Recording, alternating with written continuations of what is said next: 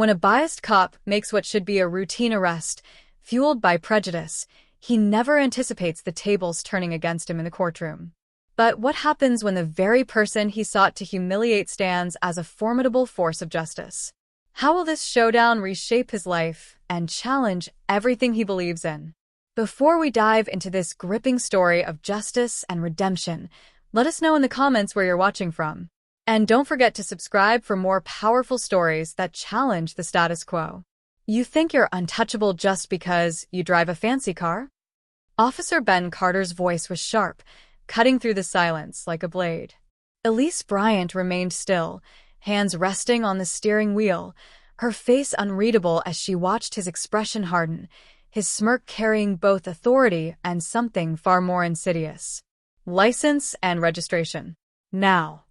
His demand came coldly, though she'd already handed them over minutes earlier. He held her documents in one hand, flipping through them as if searching for a flaw, a crack, anything to justify the narrative he'd already constructed in his mind. "Is there a problem, officer?" Elise asked, her tone calm and measured, too calm for Ben's liking. She didn't sound afraid. Most people he stopped, especially ones like her, had that mix of fear and desperation in their voices. But this woman? No. She wasn't playing along. "You're driving a car worth more than most people's homes. That's problem enough," Ben shot back, folding his arms. "Step out of the vehicle." Elise didn't move right away. Her gaze met his, unwavering. "May I ask why?" she questioned, her voice steady. "I've complied with all your requests. My license is valid. The car is registered in my name. What exactly am I being detained for?" Heat rose in Ben's chest. He wasn't used to being questioned, especially not like this.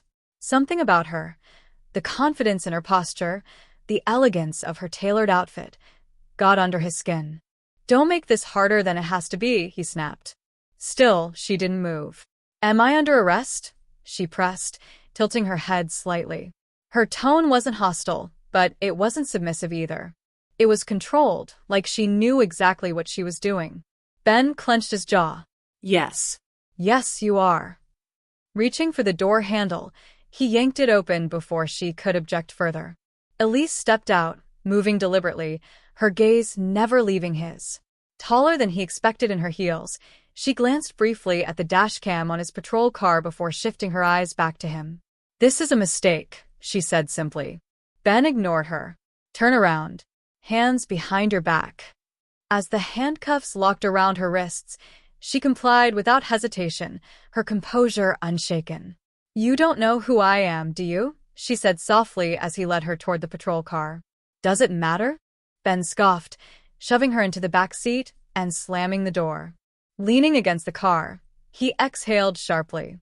This shouldn't have bothered him, but something about her words lingered. At the station, Elise sat in the holding cell, hands calmly resting in her lap. The fluorescent lights above buzzed faintly, the stale scent of coffee hanging in the air. Ben stood across the room, watching her through the glass, irritation and confusion simmering inside him. He didn't like how composed she was.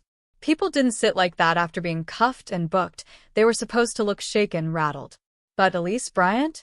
She sat there as if she were waiting for a delayed flight at the airport. "Who is she?" Ben muttered, flipping through her file at his desk. No criminal record. An impeccable driving history.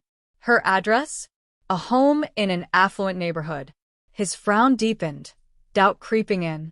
Then, his partner, Officer Ramirez, called from across the room. "You sure about this one?" "I ran her plates. Everything checks out. This might not look great." Ben bristled. She was being uncooperative. Ramirez raised an eyebrow. "Uncooperative?" Huh. "She looks like she's running for office. Maybe let her lawyer handle it before this blows up in your face." "I've got it under control." Ben waved him off. But as he sat back down, Elise's words echoed in his mind. "You don't know who I am." The next morning, Ben entered the courtroom, convinced he'd handled everything by the book. He expected a quick hearing, Elise would plead guilty, pay a fine, and that would be the end of it. But as soon as he walked through the double doors, he knew something was off. Murmured voices filled the air. People were whispering, sneaking glances at him. A knot tightened in his stomach. At the front of the courtroom, Elise stood, not in the simple outfit she wore the day before, but in a sharp navy suit, her hair neatly pulled back. She didn't look like a defendant. She looked like someone who belonged here, someone who commanded the room. "What the hell?" Ben muttered. "Your Honor," Elise said, her voice carrying through the chamber with practiced precision. "Before we proceed, I'd like to state for the record that I am a federal prosecutor and I will be representing myself in this matter." Ben froze. The air seemed to be sucked from the room. The judge's eyebrow lifted. "Mrs. Bryant, this is highly irregular." Elise offered a faint smile. "Yes, Your Honor, but given the circumstances of my arrest, I feel it's necessary to personally address these allegations and the officer's conduct." Ben's heart pounded. This wasn't going to be routine. This was a nightmare. Elise turned, locking eyes with him from across the room. And in her gaze, he saw something he couldn't quite place. Not anger, not smugness, something colder. Purposeful. "You made a big mistake, Officer Carter," she said, voice steady. "And today, we're going to talk about it." The courtroom fell into a hush. Every eye turned to Ben. The weight of her words settled over him like a storm cloud. And for the first time, Ben was afraid.